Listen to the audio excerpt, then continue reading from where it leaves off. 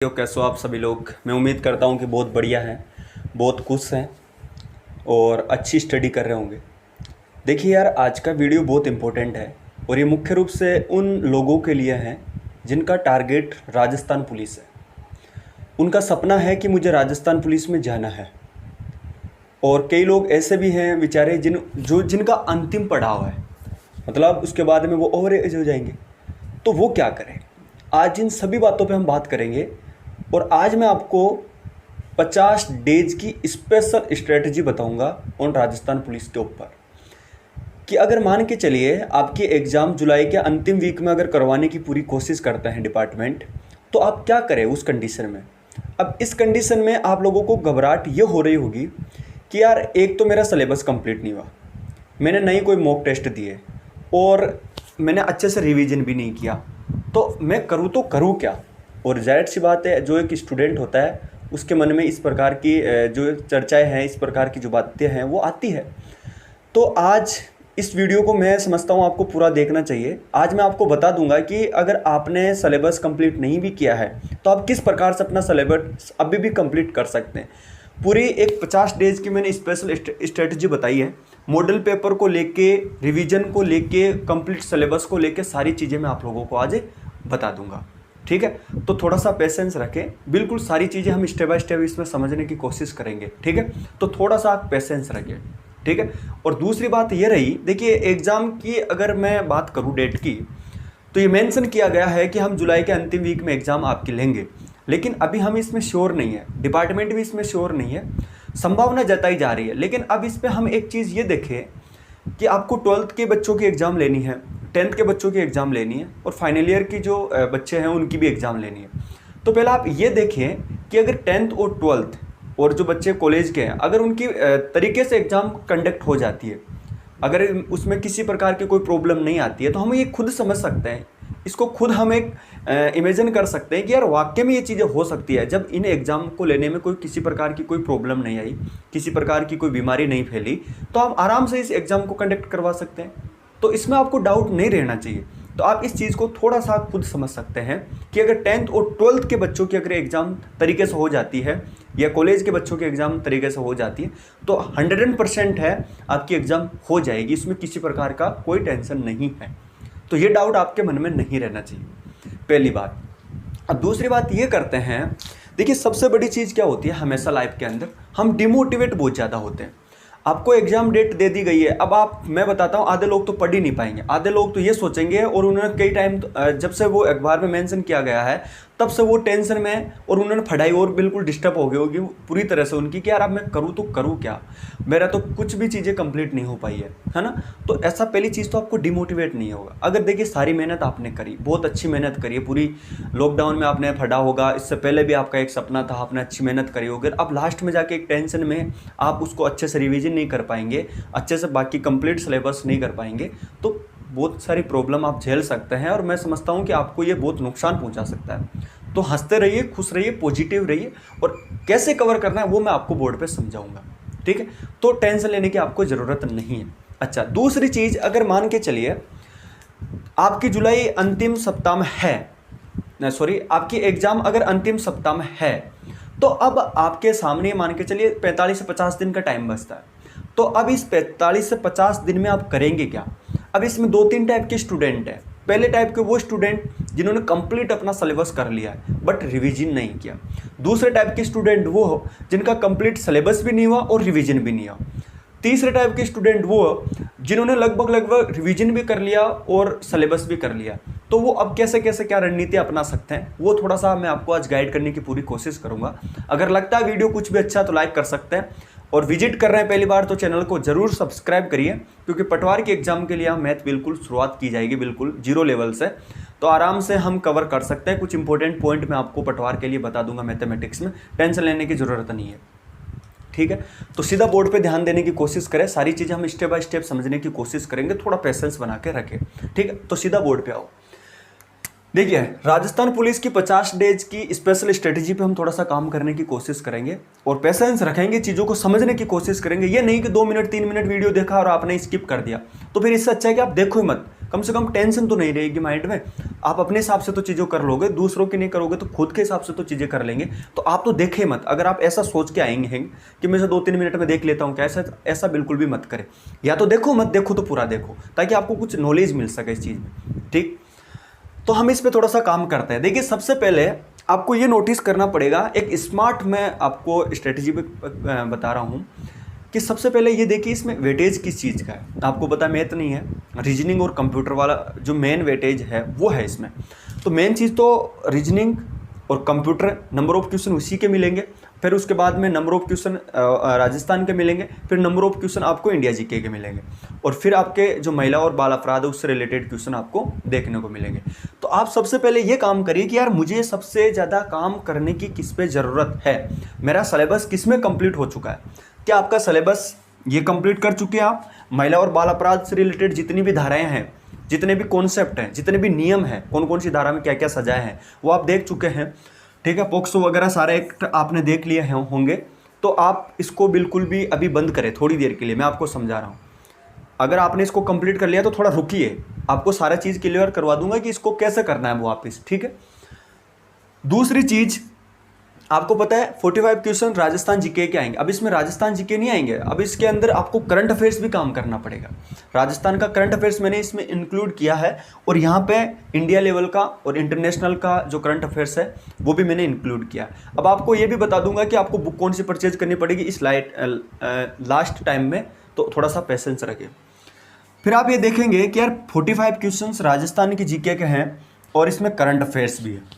फिर आप ये देखेंगे कि 35 क्वेश्चन इंडिया जीके के हैं, प्लस इंटरनेशनल कुछ जीके, स्टैटिक जीके भी आएगा, इंडिया के स्टैटिक जीके भी आएगा, ज्योग्राफी भूगोल सब कुछ इसमें आएगी, हिस्ट्री वगैरह, प्लस करंट सबसे ज़्यादा इंपॉर्टेंट होता है इंडिया का, प्लस इंटरनेशनल का करंट अफेयर्स भी आएगा।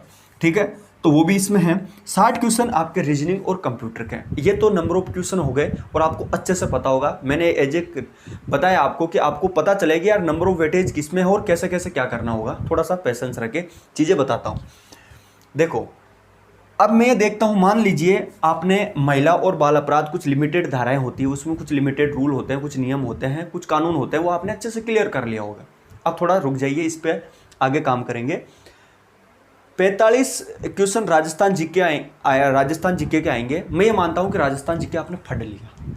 ठीक है, अब अगर आपका अधूरा सिलेबस रह गया तो वो हम इस पोर्शन पे इधर काम करेंगे। ठीक है, तो आप ये मान लीजिए कि मेरा राजस्थान में क्लास संस्कृति, हिस्ट्री और ज्योग्राफी मैं कंप्लीट कर चुका हूँ।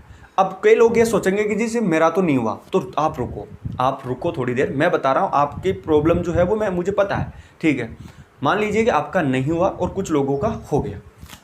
अब आप ये मान के चलिए कि 35 क्वेश्चन इंडिया जीके और करंट अफेयर्स और साइंस में आपने इंडिया जीके में अच्छे से कुछ बुक्स पढ़ी होगी, लेकिन आपने करंट अफेयर्स पे अभी ध्यान नहीं दिया। मान के चलिए आपने करंट अफेयर्स नहीं पढ़ा और आपने इंडिया जीके में लगभग सारे पोर्शन कवर कर लिए होंगे। रीजनिंग में और कंप्यूटर में समझता हूँ आपका लगभग हो चुका होगा। अब आप ये नोटिस करें, सबसे पहले मुझे तो पता नहीं आपका कौन सा हो गया और कौन सा नहीं हो गया। आप अपनी बुक में ये नोट कर लें कि मेरे कौन कौन से टॉपिक हो चुके हैं, यानी मेरा कहने का मतलब मेरे कौन कौन सी चीज़ें कंप्लीट हो चुकी है, कि मेरा कंप्यूटर कंप्लीट हो चुका है या मेरा रीजनिंग कंप्लीट हो चुका है। देखिए, प्रैक्टिस एक अलग चीज़ होती है, कॉन्सेप्ट अलग चीज़ होती है। मैं बात कर रहा हूँ कॉन्सेप्ट में। क्या आपने सारे कॉन्सेप्ट रीजनिंग के पढ़ लिए? क्या जो राजस्थान पुलिस में जितने भी कॉन्सेप्ट आएंगे रीजनिंग के वो सारे आपने पढ़ लिए? क्या ये अपनी बुक में नोट करें? तो कर लिए तो आप कर दीजिए कि हाँ मैंने कर लिया है। कंप्यूटर आपने पढ़ लिया होगा, कंप्यूटर आपने कर लिया होगा। जो आपकी चीज़ें वीक रह गई हैं उनको साइड में लिखो और जो हो चुकी है उनको साइड में लिखो। देखिए, सारी चीज़ें बताता हूँ आपको। एक स्मार्ट अगर स्ट्रेटजी समझनी है तो थोड़ा पेशेंस रखना पड़ेगा। आपने लिख लिया। अब आप ये देखिए कि यार मैं कहाँ तक कंप्लीट कर चुका हूँ, मेरा ये सिलेबस, टोटल सिलेबस का कितना % बचा होगा, समथिंग आप ये समझ सकते हैं। तो आप ये देखिए पहले कि यार मैं इसको जून के अंदर, चाहे वो राजस्थान जीके हो, चाहे इंडिया जीके हो, या फिर आपका कंप्यूटर हो, या बाल और जो महिला अपराध हो, ये हो, तो आपका जो पॉइंट बच चुका है उसको आप जून में कंप्लीट करने की कोशिश करिए। ठीक है, अब वो स्टूडेंट जिन्होंने कुछ पढ़ा ही नहीं राजस्थान जीके का, तो वो तो मैं समझता हूँ कि जून में किसी भी हालत में कंप्लीट नहीं कर सकते। अगर जो बिल्कुल अब सोचेंगे कि यार मुझे अब पढ़नी है, तो वो तो जून में कंप्लीट कर ही नहीं पाएंगे इस चीज़ को, तो आप भूल जाइए। मैं बता रहा हूँ कि आपने थोड़ा थोड़ा चीज़ें आपकी छूट गई है, कुछ पॉइंट छूट गए हैं, कुछ टॉपिक आपके छूट गए, तो आप उनको जून में कंप्लीट करने की पूरी कोशिश करिए।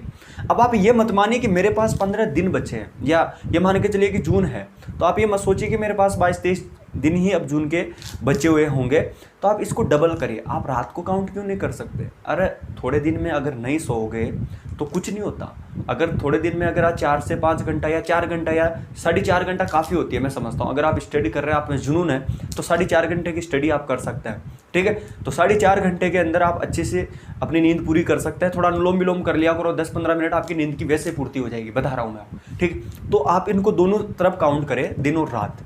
और मैं समझता हूँ, मैं देखिए उस स्टूडेंट की बात नहीं कर रहा हूँ जिन्होंने बिल्कुल कुछ पढ़ा ही नहीं है, वो अब शुरुआत कर रहा है, वो तो कुछ भी नहीं कर पाएगा अब तो, क्यों? एग्जाम की डेट के हिसाब से, ठीक है।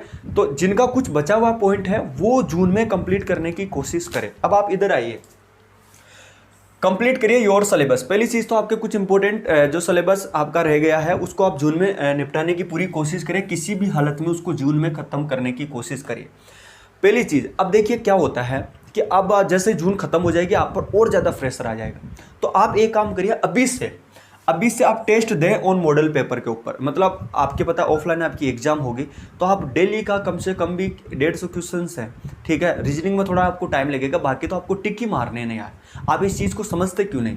रीजनिंग में आपको कुछ कैलकुलेशन करनी पड़ेगी, बाकी तो आपको 4 ऑप्शन आएंगे, उसमें टिक ही तो करने। तो आप ये समझ सकते हैं कि 150 क्वेश्चनों को सोल्व करने में आपको कितना टाइम लग सकता है, ठीक है। तो आप ये समझ सकते, आप ये देखिए, जो बंदे CGL CPO की तैयारी करते हैं वो 60-60 मिनट में 100 क्वेश्चन अटेंड करते हैं, जिसमें 50 क्वेश्चन तो मैं तो रीजनिंग के वगैरह भी होता है, तो वो भी तो कितने फास्ट कर लेते हैं। तो आप इस चीज़ को थोड़ा समझें, आप कर सकते हैं। डेली का एक टेस्ट पेपर आप दें, अभी से शुरुआत कर दें। अब इससे फ़ायदा क्या होगा, आपको ये पता चल जाएगा कि मैंने आज तक जो पढ़ा है चीज़ें, जो मैंने आज तक ये चीज़ें पढ़ी है, मेरा कौन से टॉपिक वीक रह रहे हैं। जहाँ से आप क्वेश्चन अटेंड नहीं कर पा रहे, उनको जब मॉक टेस्ट एनालिसिस करो आप, तो उनको अलग से मेंशन कर लो कि मेरे इस टॉपिक से क्वेश्चन हो नहीं पा रहे, ताकि उसको जब आप जुलाई में कवर करेंगे ना उस चीज़ को, तो आप उसको लिखते चले जाएं। तो टेस्ट है, आप अभी से देना शुरू करें, आपको टाइम का पता चलेगा, आपके टॉपिक जो वीकनेस है उसका भी आपको पता चलेगा। डेली का एक तो अभी से शुरुआत कर दो आप, ठीक है। टेस्ट दो आप मॉडल पेपर अभी से, और इसको भी आप जून में देते चले जाओ कंप्लीट। मैं समझता हूँ कि आपके 20-22 आराम से 23-24 मॉडल पेपर आप आराम से ख़त्म कर लोगे, और काफ़ी क्वेश्चन भी आपको पता चले जाएंगे, और आपकी तैयारी भी अच्छी होती चली जाएगी। तो इस पर थोड़ा ध्यान दें। टेस्ट देना है आपको मॉडल पेपर पे, इसको जून में देना है, जून तक आपको इसको अच्छे से काम कर लेना है। अब देखिए एक चीज़ अब बात कर लेते हैं, मान के चलिए आपने अपना सिलेबस कंप्लीट कर लिया, आपका यहाँ से कुछ टॉपिक वीक थे, आपने उनको कंप्लीट कर लिया जून के अंदर, ठीक है। और आपने टेस्ट पेपर भी दिया है जून में, वो भी दिया है, कंप्लीट है, ठीक है। यहाँ तक बात समझ में आ रही है?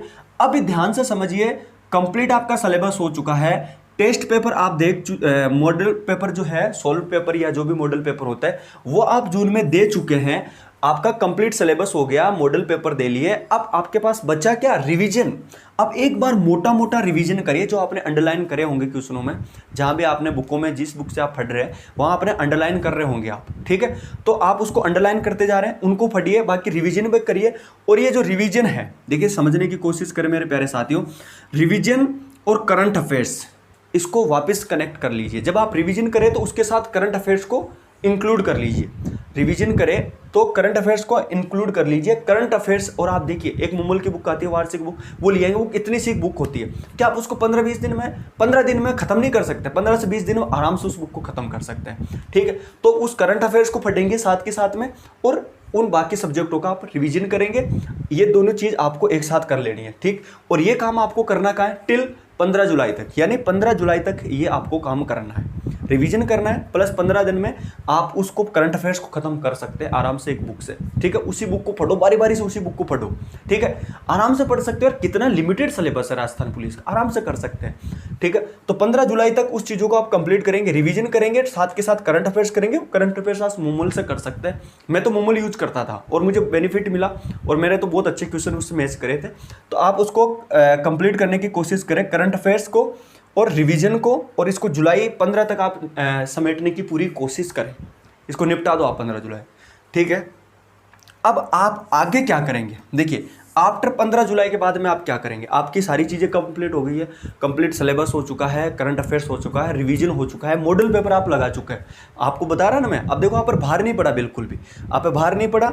अब आप करेंगे क्या, 15 जुलाई के बाद में आपके पास समय बचा हुआ है, तो इसमें आप क्या करेंगे। अब आप इसमें ये देखेंगे कि मैं जब मॉडल पेपर सोल्व कर रहा हूँ तो मुझे इसमें टाइम कितना लग रहा है, पहली चीज़ तो, क्योंकि आप यहाँ पे मॉडल पेपर देंगे तो यहाँ पे तो आप एनालिसिस करेंगे, टाइम उस पर थोड़ी जाएंगे, एनालिसिस करेंगे कि मेरे कौन से क्वेश्चन गलत हो रहे हैं। यहाँ आपको टाइमिंग चेक करनी कि जब मैं एक मॉडल पेपर सोल्व कर रहा हूँ तो मुझे कितना टाइम लग रहा है, ठीक है, और कैसे कैसे मेरे क्वेश्चनों में मुझे उलझन आ रही है, या मुझे कैलकुलेशन पे उलझन आ रही है, या मुझे कंप्यूटर के कुछ क्वेश्चनों में उलझन आ रही है, तो उनको सॉर्ट आउट करने की कोशिश करें, ठीक है। इसके बाद में केवल आपको मॉक टेस्ट ही लगाने हैं, और जो सब आपके वीक चलते जा रहे हैं उन पर थोड़ा सा वापस काम करना है।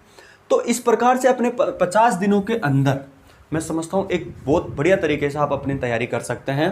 और ये उन स्टूडेंटों के लिए नहीं है जो बिल्कुल भी एज ए बिगनर हो रहे हैं और लॉकडाउन में उन्होंने पढ़ाई चालू करी है, सब कुछ कंप्लीट वो कर लेंगे, थोड़ा उनके लिए मुश्किल होगा लेकिन फिर भी आप कर सकते हैं। लेकिन मैं उनके लिए बता रहा हूँ जो पिछले 7, 8, 9 महीने से एक अच्छी रेगुलर तैयारी कर रहे हैं, उन बच्चों के लिए बहुत बढ़िया बेनिफिट होगा ये। तो वो अपनी इस रणनीति को अपना सकते हैं अगर उनको अच्छा लगता है तो। मैं किसी पे फोर्स नहीं करूँगा, अगर आपको अच्छा लगता है तो मैंने एक अपनी तरफ से थोड़ी सी आपको गाइड करने की कोशिश करी है, आप इसको अपना सकते हैं अगर आपको अच्छा लगता है तो, ठीक है। बाकी पॉजिटिव रहिए, सब कुछ होगा, टेंशन लेने की जरूरत नहीं है। ऐसे टेंशन करोगे, मन से हारते चले जाओगे, यार अब क्या करूँ तो कुछ नहीं है। पेशेंस रखिए, चीज़ों को अच्छे से एक सही डायरेक्शन में ले जाने की कोशिश करिए। तो उम्मीद करता हूँ कि वीडियो बहुत अच्छा लगा होगा यार, अच्छा लगा तो लाइक करो, कमेंट करें, ठीक है, धन्यवाद।